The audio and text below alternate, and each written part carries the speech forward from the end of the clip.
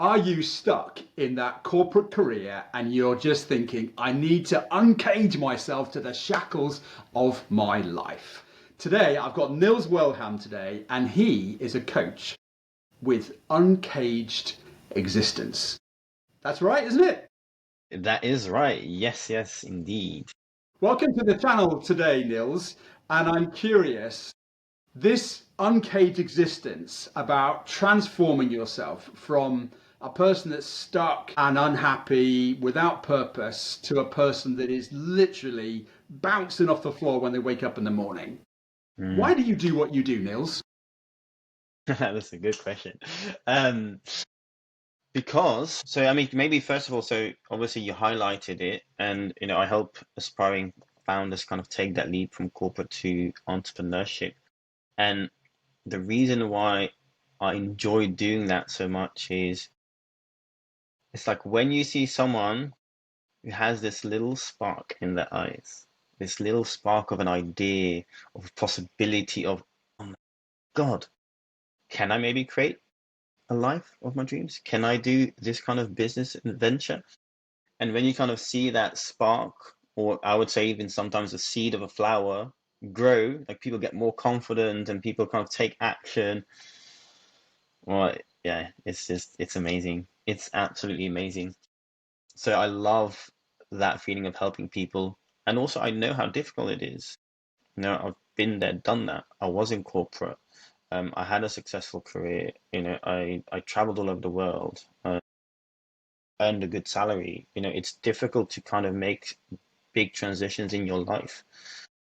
Well, we'll go to that in a little bit, but the context today I really want to go deep on Mm, is how we use the spoken word to create change. And you and I obviously coach people, and the mechanic of our vocal expression, vocal communication, mm, is fundamental to that.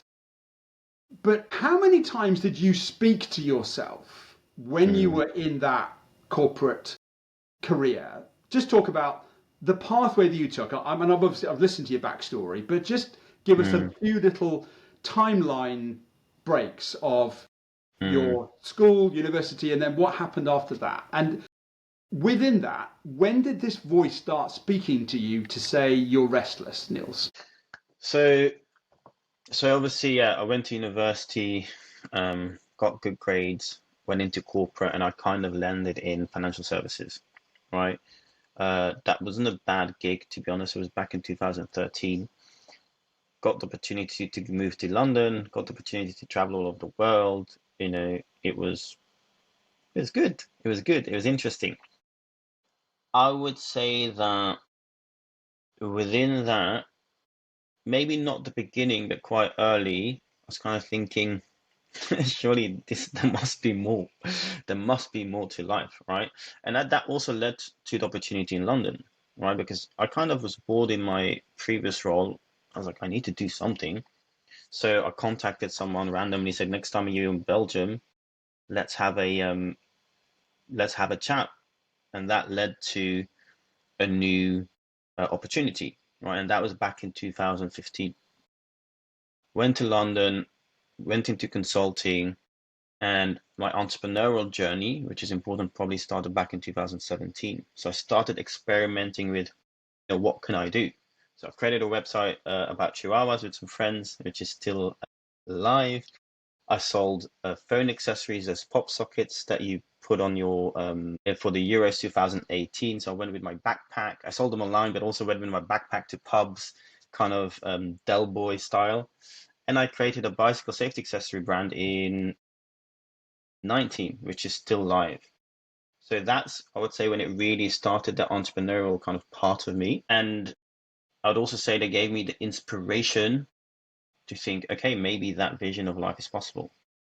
So 2020, some bad times personally. And then I kind of sat down. I was like, right, I need to do something because I wasn't happy. Monday blues was kind of weekly blues.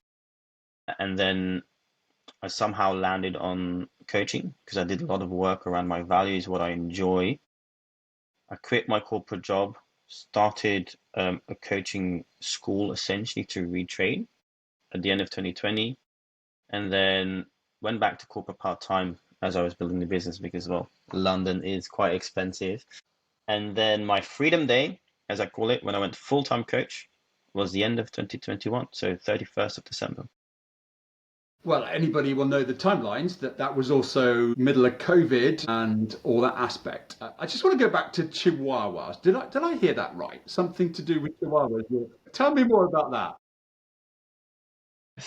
So that was it was very simple. So, I have a group of friends in Belgium, and we've always kind of been brainstorming a lot of what can we create, how can we, get out of this corporate world. And so we figured, what do people spend money on? So a lot of people spend a lot of money on pets. And then we kind of went down the rabbit hole and was like, okay, cool. So Chihuahuas, I mean, the general profile of Chihuahuas are people that are affluent, I would say. So we just went for it. And basically it's still online, by the way, it's planetchihuahua.com. And we went full on, like, writing big histories, how you take care of them, did a lot of research, to be fair. But the challenge with that was it's really difficult to keep on writing about something that you're not really passionate about. So, I mean, writing Christmas outfits for Chihuahua articles was quite funny, but it's not sustainable. So, that was our first big kind of real try, and that kind of then evolved into the bicycle safety accessory. Kind of, we took our learning and said, okay, this is something we actually like. Let's work on that. I wonder if Instagram and TikTok would have been alive in 2017, whether that path would have been different for you. Because the life of Chihuahua and Instagram and TikTok, it probably would have a really good evolutionary entrepreneurial journey of you holding your Chihuahua with the Christmas reindeer socks on, etc., etc. Exactly. Who knows? You never say never. We might instigate it, let's say. Okay. Now, I'm very curious about this speaking thing, and you don't just jump from a really secure corporate job. Did you feel you followed that path because it was programmed, societal norm pressure, maybe family, this is what Niels should be doing? Was that the mountain that you were almost sherped up? Yeah, 100% right. And I think that's a challenge, right? We talk about speaking. It's really interesting because I also consider how you speak to yourself and what has been spoken to you, right, around what success looks like. So, due to society, upbringing, for us, it was really, yeah, success was going to college and getting a good job. My dad, part of the family, was definitely, working class, and he did a really, really good job, right, in terms of creating an amazing life for himself and for us. So that belief around success, I had success according to my old belief system. So that was really, really difficult. When I was experimenting with the different ventures, then when I wanted to go into coaching, because you've got this voice inside of you saying, but what are you doing? Like, why are you throwing success away? And the Who do judgment you of think you also are? of others. Did others say, Niels, are you mad? You've got this great job. Your future is ahead of you. You could become senior partner. What on earth are you doing, dumping all of that for the sake of becoming a coach in a van? Yeah, yeah, exactly. Yes, I mean, short answer is yeah. Of course, I had that. You could see kind of some frowns going up, and people thinking, but what is it exactly? Are you sure? Obviously, also it's mid-COVID, so it was a big risk. I think even my dad, he sent me some unemployment rates through after I quit. Not very helpful, Dad. Thanks, Dad. I mean, obviously, I love him a lot, but that was probably not the most useful thing to send. I'm sure he So did it yeah, out of pure and utter support and love, and a little bit of worry probably. But of course, of course, of course, and I mean, understandably, right? Because what are you doing? The world is kind of literally up in the air. We don't know what left, right, and center. We're locked in every time, and you say you want to completely change your life and forego a secure life. So yeah, I had that a lot, and that was not always easy because how I see it when you have a budding idea, and don't be blind for feedback of others, but there is an art to, you know, shielding it from some of these, let's say, negative voices. It's like when you water a plant, you need to be careful at the beginning. You need to set its roots, right? So, so yeah, I had a lot, and I had to be really careful with whom I associated during that time. And when you decided to coach, a lot of people have, they say that the riches are in the niches or the riches are in the niches, however you are listening to this in the world. You had this congruency about the fact that you gave up this corporate dream to become Mm. your own coach. Was that the calling you had to say, well, this is the path of my own journey, therefore I want to be congruent with coaching on that? Or did you Mm. try a few other nuances of what does coaching feel like to me in terms of what's going to fire my passion? Yeah, good question, actually. So I have tried a few different things, and what is interesting as well, what I would say is, yes, there's this niche of, yeah, I help people take the leap, and I also help kind of early stage founders. When you remove all of the topics, at the end of the day, in my experience, it comes down to being yourself. So most of the topics, regardless of the overarching kind of context of that person, it's about being yourself. Like, who am I? How do I show up authentically and in a confident way? That's it. And obviously, from my perspective, it made sense. I really like working with entrepreneurs because they're more open to possibilities. I call them more yes and instead of no but people. So it's much, for me at least, it's a more fun engagement because there's interaction, there's elements where you can push people. So that's why I'm kind of drawn to that area. But I have tried quite a few different things, and there have been some big variety in topics. Like relationships come up a lot as well. Okay, that's opening up a whole new thought process for me in terms of relationship. But on this aspect of serving entrepreneurs to find this uncaged potential, Mm, coaching is somewhere but sort of between therapy and trainer sometimes in terms of taking people from their past and heading them towards their future. mm, But equally, coaching sometimes you're reluctant to tell people what to do. But when mm, you're speaking to people mm, and you can just see that there's that spark in their eye that you talked about, how do you ask questions that enable them to see their potential without telling them what to do? mm. So the first thing, because the majority of I guess where I focus is on those limiting beliefs, right? Those blocks. So when I coach, I think listening is the first. It's the key. It's the key. First of all, if your listening is not on point, then you can't ask any right questions. So one of my trainer once said this, and it really clicked for me. So when you listen to music, sometimes you hear something's off, like a note is off, even if you're not super trained or something. And it's the same with people. When I hear them speak, I'm trying to listen of what word is off, what's the energy behind that word, and that gives me clues. So then I can ask the right questions, right? And you're right in the sense of, especially if people are going through that same journey, they sometimes want you to say, hey, just tell me what to do.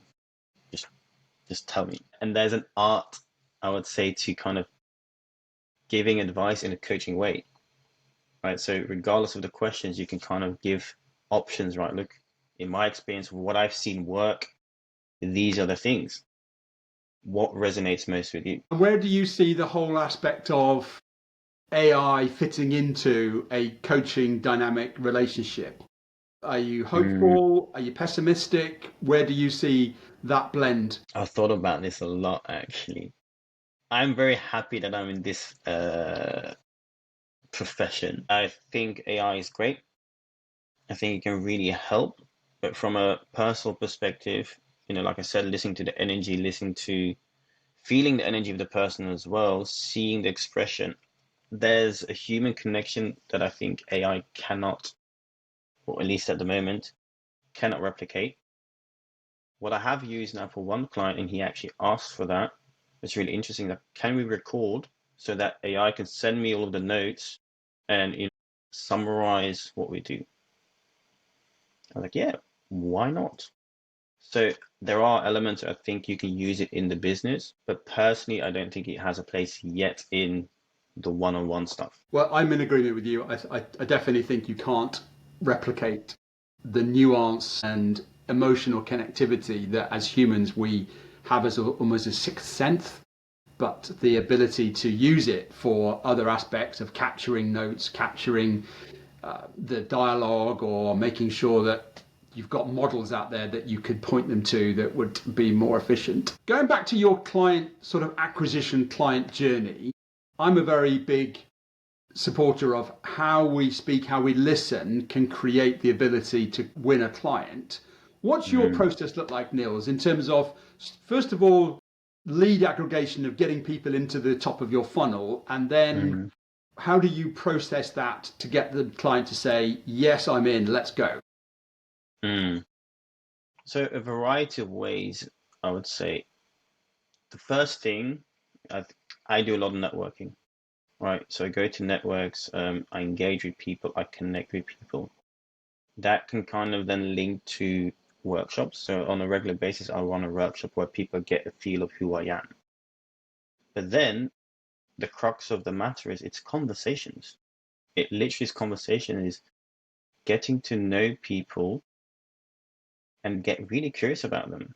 I've met people on hikes, easy, and not unexpected, right? But you're just talking, chatting, getting curious and understanding where they are, and then it kind of evolves into a working relationship. So the core is conversations, and the two tenets that I have is workshops essentially and networking. What about Freedom Friday? Anybody wants to find Niels on LinkedIn, you'll find him there. And he does, well, tell us about Freedom Friday. What is it and why do you do it? That's a good point. I do some social media as well. So Freedom Friday is the day where I share essentially a nugget, an insight of my own journey. And the reason why I do that is, well, it increases credibility, but mainly it's educational. So in my experience, coaching is not always accessible to everyone. And that's a shame because I truly believe that everyone, literally everyone can benefit from it. Same therapy, I think everyone can benefit from therapy as well, 100%. And so it's kind of my way to share insights, share reflections that can help people on that journey that might not be able to afford a coach. So that's why I do it. And also, I actually quite enjoy it. So selfishly, it allows me to bring some of my insights deeper as well, because it's literally what's been playing in my world. So being able to process it, write something about it, and convey a message helps me. So it's like a win-win basically. Could you unpack some of the methodology? A lot of people have this desire to be more present on LinkedIn, particularly go into a video format, but they have feelings of doubt or insecurity or anxiety or being judged, and therefore they almost become caged in their own Hmm. inhibitions.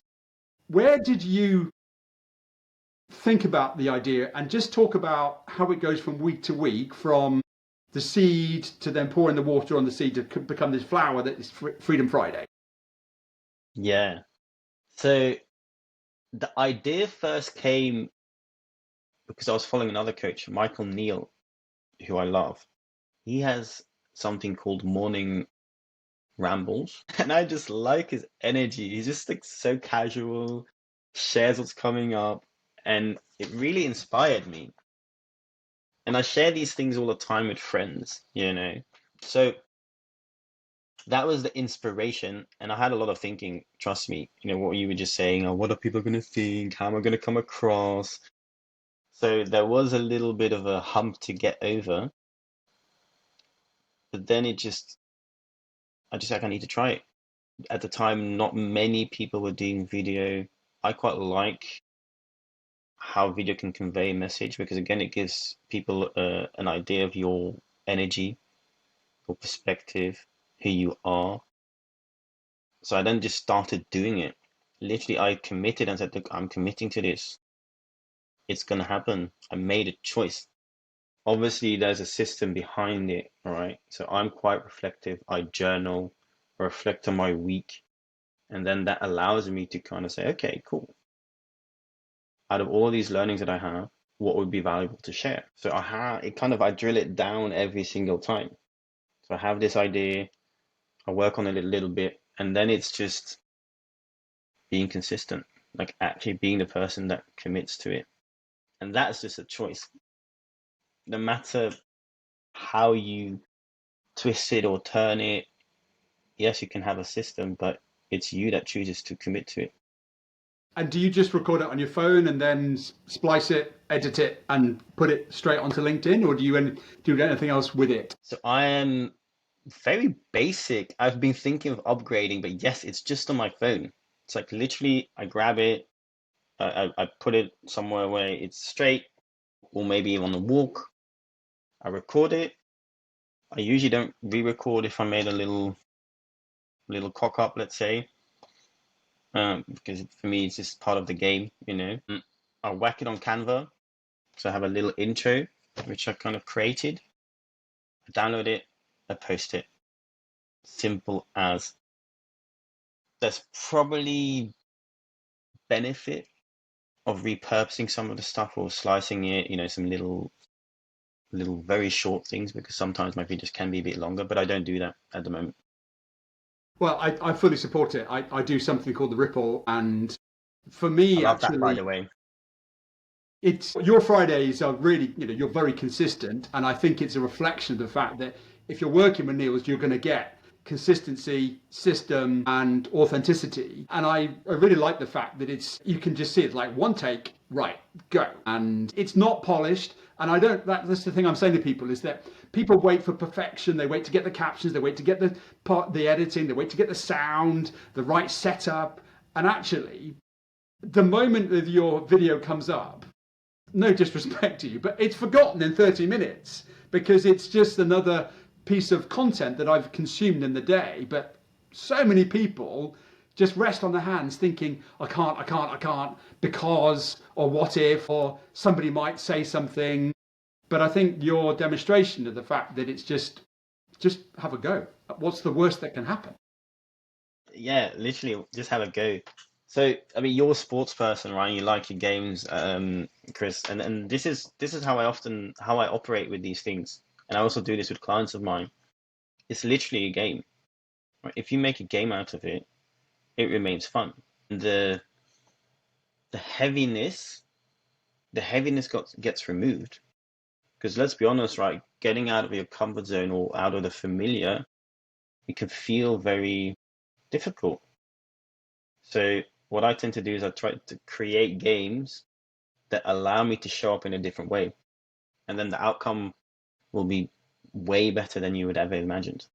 How do you remember the words as well? Because you obviously talk about, the other week I was listening to you talk about people pleasing, and it wasn't just people pleasing. There was also some contextualization in there. There were some third party references. How do you bring that all to a one take hit on your iPhone?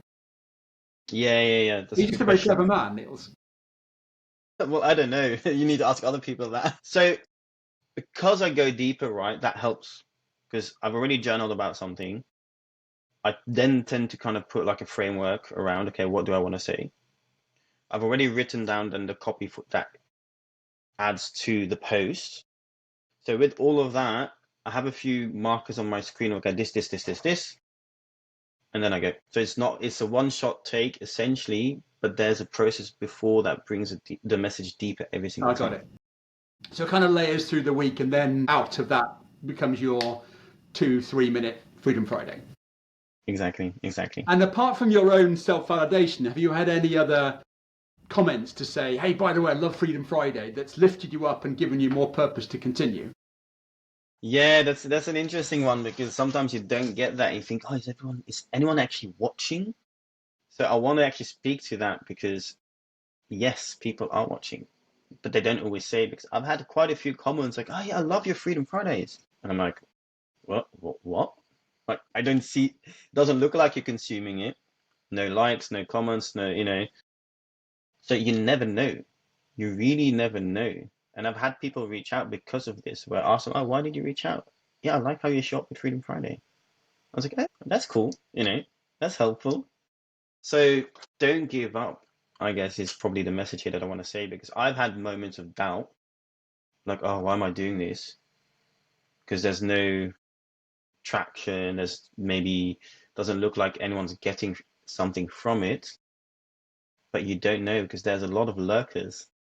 There's a lot of lurkers. I think you make such a valid point, and it's not about the quantity, but we're so hoodwinked into thinking it's all about volume, it's all about clicks, it's all about likes, and like your workshops. Mm, If only one person turned up, but they bought your high ticket value offer, well, what's the bad outcome about that? But most people would say you need to have 10 or 20 or 30, and they've got it's all in the funnel, and you've got to have 7 to 16 impressions before somebody's going to jump into your world. But actually, I think you're giving the clue there is it's about the consistency and the system that shows to your mm, clients that you can be relied upon to be mm. the guide, the supporter, the encourager, and you're doing the work. Yeah, yeah. I mean, consistency is honestly, to me, one of the most important things. Whether you're creating a business, building a relationship, building a life, it's the small daily actions. So if you can't do it in the small moments, trust me, you're not going to be able to do it in the big moments, right? It's like it's like a muscle. It's a muscle that you're training. So it's super, super important. Consistency, I think, is one of the most important things for creation.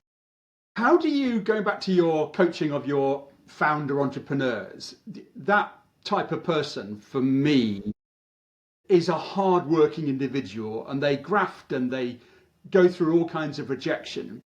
Where are you on work-life balance and trying to be Mm, the sort of little self-conscious tick to say, actually, I think you're doing too much here? Where do you mm, sit on looking after your clients in a comparing, compassionate way as well? yeah. So that's actually one of the big topics that always comes back. So I mean, it's the uncaged existence, right? What happens is very often, at least what I see with entrepreneurs, especially people that have already taken the leap, they work hard. They wanted to be an entrepreneur because they wanted more freedom in time and in finance. And at the end of the day, they're working longer hours and they're basically a slave of a different corporation. It's just the one of their own making. Mm. So, so this balance is a really big topic that comes back. That's why I think very, very important. What I do with almost every client is I get clear on their vision. And it's not just a business vision, right? It's, hey, financials, yes, but what kind of relationships do you want? What kind of possessions? How do you want to engage in your community? What about your health? Right? Because we're not just one business entity, we are a whole person. And that is super important because that allows them to kind of come into it that the business needs to work for you. It needs to support how you want to create a life, essentially. So that's super important. And that once we have that stake in the ground, it really allows me as well to kind of be very pointed because essentially, like, is this what you're doing? Is this bringing you closer to your vision? Yes or no? And if you It's had a a simple client that question. you felt was not in keeping with your own values, would you Hmm. sack them off at any point if they didn't hear that calling of you to say, actually, Chris, I don't think you're actually in keeping with the way that I want to coach a client? Would you say, Hmm. I think it's Hmm. time to cut the relationship? Yeah. Luckily, I haven't had that so far. Um, I would say that what's really important in my process, I slow it down before we start. So there's quite a few touch points, right? It's for them to understand, like, who the hell is Nils? Like, do I actually like all of these crazy games that he creates or not? But I'm also testing them. I'm assessing them as well. It's like, do I like them? Is what they want to create inspiring? Are they showing up? And so before we even get to work together, I get a good feel for that. I have called people out though when they're not doing the work. So I'm like, Such well, as, yeah, well, I'm saying, look, you say that you want to do this, but I'm not seeing anything. What's the crack? What's the deal? awkward. Yeah, but I mean, it's always from love, right? So I'm doing that because I'm not here to please people. and I have pleased people in the past, but I'm here to serve the person. It's like, if you tell me that you want to create this, okay, let's create this. But if I see discongruency between, you know, the vision and the actions, if you're not doing the ones that are required, then I'll call it out. Otherwise, why would they hire me? Well, if you want a consistent accountability partner to be your coach, then I'll put Niels's details in the notes. What is your website, or the way to find you, Niels? The best way? Yes, so theuncagedexistence.com, and otherwise you connect on me on LinkedIn. That is the platform I am most active on, and we can just have a nice chat. You talked about vision for other people. What's your North Star? You're kind of 3 years into your coaching journey now, and obviously making that freedom jump to create your own environment. And with that, you've toured 46 countries and other things as part of coaching in a van. You're not coaching in a van at the moment, but I know you have. Where can we see your next leaps going? Yes. So the anchor of my vision is my two core values. So that's freedom and love. You might have kind of gathered that from my business and how I operate. So there's a few things. I'm actually reviewing my vision, because my vision is 3 to 5 years, and I'm coming up to the end of 3 years. But that's going to be always my anchor. So probably if I would summarize it now in terms of where I'm leaning towards, is moving to a different country, first of all, for sure. I don't think I will be in London for very much longer, probably moving to Spain. Incorporate nature way more in my life. So I have incorporated now more in my business. So play and explore days, where I go on hikes, and then we go to co-working, and we have a full day face to face. But it's so nourishing. So it's like these elements that I want to increase, essentially. That's Good. it. And where does revenue fall as a part of that? Are you happy with this baseline of what you've achieved, or do you have a calling from your financial analyst past to say, I want to break through this glass ceiling and that glass ceiling? Yes. That's a good question. So yes, 100%. Like I said, I think the business needs to work for you. So there are elements where, I definitely want to pass a 6-figure mark. That's the point. And over time, I need to figure it out, but I would like to go to 500,000 through various ways. So not necessarily only coaching, but that is an inspiration for me to do. Because part of my vision, and this is actually something that I'll continue to do, my vision board is there, the one over 3 years actually, so I'm looking at it. But part of it is I give to charity, to cancer research, 5% of my revenue. And I've been doing that from the beginning. So even when I was kind of making 5K, essentially, I was like still giving 5%. And that's one of the drivers as well for me for the money. Because the more I make, the more I can give to research, cancer research, right? Which is close to my heart. Well, I mean, it would be wrong of me not to ask about that, because people will say, well, why? Are you happy to share why that calling is so strong for you? Yeah, so I lost my mum to cancer when I was 18. So it's really close to my heart. And actually, I've a lot of her friends, interesting enough, consequently have passed as well. And so also friends of the family. So it is something that, if I can contribute to it in some way, and this is the way that I can contribute now, I mean, it's an extra driver. It really is, because, even in my work, and I had it in the past, still sometimes comes up, and I see it with other entrepreneurs. It's like, oh, I don't want to be too salesy when I make the offer and all that stories. I don't really have that anymore. It comes back sometimes, but I don't really have that, because one, I do genuinely believe that I'm giving people a choice out of love, because I feel I can help them. But two, is like every penny I make goes to, I'm just again pointing to my vision board, but goes to cancer research. And that makes me freaking happy, really happy. Because yeah, it's awesome. Because if I can if that saves someone, like, how cool is that? I was in a mastermind just a week last Friday, and one of the people on the table. She lost her mother to Alzheimer's, and she had a vision of what she was wanting to do, and we kind of challenged her. And we had that same model. For every pound that she makes, could she invest something back into? And just like you said, that spark. Suddenly, you saw her lights just go on and go, "Oh my goodness!"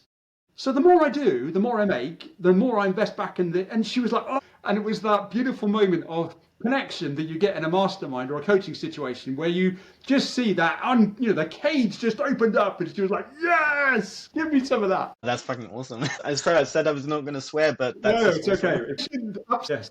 Now, I think there's a niche for you for founder entrepreneurs who love chihuahuas, high net worth, who want to take their chihuahua across Virgin Atlantic upper class. I think that's, the riches are in the niches. So there we go. That's your. Well, Chris, if you know any Chihuahua owners that, want to bring their Chihuahua all over the world and have a very bespoke life, send them my way. I obviously gather that freedom and love are two of your calling cards. What would be your sort of three fundamentals to give somebody listening to have an uncaged life forever, Niels? One, get clear first on what you really want, right? Not what you think you should want, right? Because a lot of people fall in that trap. Been there, done that, right? Create something that lights you up. I call it a vision anchored in return on life instead of return on investments. I think that's super, super important. Number two is do the inner work. Honestly, it's probably the work you do on yourself, and in between the four kind of walls of your home, your beliefs, your operating system. That is the work. If you can do that, and you can keep on kind of looking at where there's dissonance, looking at where you're being triggered, you can create. I genuinely believe that you can create whatever you want, whatever you want. And third fundamental, look, break it down. Like honestly, it's like a classic. Oh, well, I'll say I'll maybe add some bonuses, but anyway, create a plan. Like honestly, create a plan because a vision can sometimes be quite daunting. It's like, oh, how am I going to get there? That's pretty big. So just break it down and create again something that works for you. And maybe look at cheeky 4 and 5 is be yourself. Honestly, be yourself because that attracts. You will attract your vibe. Like I've created clients through hikes, and that's my happy place outside. And surround yourself with good people. It's not always easy, and if people are not aligned with you, maybe old friends, it's a shame and it's sad, but don't let that hold you back, right? Because you will know inside what you want. And it's very specific and it will be very personal. That's it. I love those five: clarity, doing the work, creating a plan, being yourself. You seem to be quite a deep thinker, Niels. How do you get inspiration, and then how do you capture that? I know you talked about journaling there. We're going to wrap up in a minute, but I'm just curious as to how you get to be happy with your own inner voice and finding a Mm, space to listen to it, and then also speaking to it. yeah. So yeah, I have a very consistent journaling practice. So I journal every day. I meditate every day. Well, every day, full honesty, probably 6 out of 7. On the weekend, sometimes I waver, but that is really it's really useful for me. And I review the full week as well because it gives me inspiration for Freedom Friday, but it also allows me to kind of see, okay, are there any trends? Is there something that I need to kind of look into? And then I have my own coach. Like very simple. I have someone who I see weekly, and it gives me space to go even deeper. So at that, and probably just creating the space. We talk about freedom. I make sure that I have the space to just be. Because if you're always on the go, and you could probably see that with COVID, how a lot of people finally had time to think, and a lot of people switched right to doing something different. Well, yeah, but that space is available now, even if it's only 5 minutes. You can take 5 minutes in your day. Trust me. There's a good old phrase that I think that says success leaves clues. And what I'm taking away from this conversation is that you kind of climbed the first mountain, which was the one where you went from school, university, financial career, analyst. And then at some stage you kind of thought, I might want to jump off this one. But even now, you can see that it's consistency, systems, deep thinking, and then application of the knowledge to what you're doing, but also bringing in third-party perspectives to challenge your own thoughts and mindset on success. So anybody that's listening, there's success in the clues here that Niels has just shared with us. Thank you so much. Thank you for creating the space. It was awesome. And what a lovely summary. Honestly, systems and action. And systems, like maybe just on that, Chris, because for me, systems is also the internal system, right? It's how you think, how you speak, the words you use. It's all of that. So yeah, thank you so much. This was a blast. I've really enjoyed it, Niels, and I think somewhere up there are two mums looking down at us both just going, oh, isn't that a nice little conversation they just had there? Thank you so much. Have a great rest of the day, and thank you for speaking and serving today, Niels. You're welcome. Thank you. Very good. Excellent. Let me Awesome. just stop